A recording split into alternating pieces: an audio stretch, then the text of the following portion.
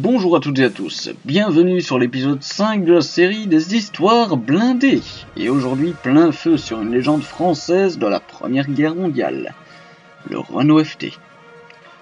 Bien qu'il soit possiblement mieux connu sous le nom FT-17, il ne s'agit en rien de son vrai nom.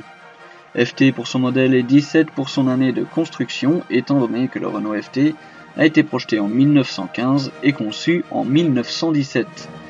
Ce qui lui a donné cette appellation abrégée. Il est également le précurseur de bon nombre de chars de la Première et Seconde Guerre mondiale. Il a inspiré la conception de plus d'un blindé, de par sa conception révolutionnaire pour son époque. Encore aujourd'hui, on peut retrouver des similitudes sur les chars modernes, vu qu'ils sont pour la plupart des héritiers du FT, car il a été produit ou acheté à l'époque dans plusieurs pays sous licence comme les États-Unis, l'Italie, la Russie ou encore le Japon. Le FT a été très fort de son succès. Le FT put démontrer ses capacités le 31 mai 1918 lors de sa première bataille. Bien que pour son époque il soit reconnu comme tout à fait adapté aux attentes, si on le regarde d'un œil plus moderne, on remarque de façon évidente des détails importants, comme sa motorisation souvent poussive, qui rend son rayon d'action assez limité et sa mobilité plutôt pathétique. Mais dans l'ensemble, il est plutôt de bonne conception. Alors me direz-vous, 35 chevaux? Pas loin de 7 tonnes?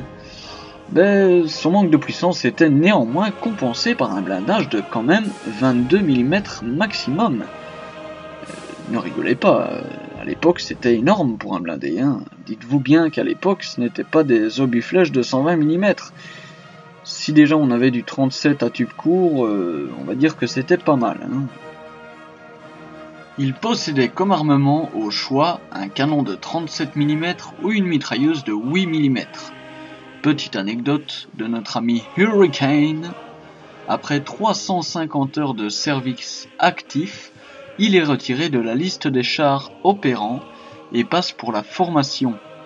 L'enjeu étant trop important sur certaines parties, il ne devenait plus assez fiable.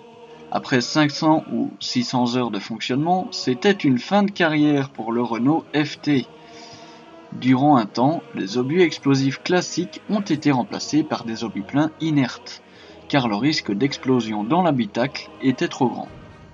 De nouveaux obus ont été développés sur mesure par la suite pour le canon de 37.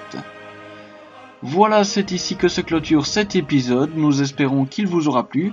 Si c'est le cas, bien évidemment, vous connaissez la musique. Abonnez-vous si ce n'est pas encore fait. N'hésitez pas aussi à checker les liens des nouveautés dans la description, comme notre compte Instagram, où vous pourrez nous y retrouver dans des publications journalières humoristiques et plus personnelles. Nous aurons également bientôt une chaîne Twitch fonctionnelle.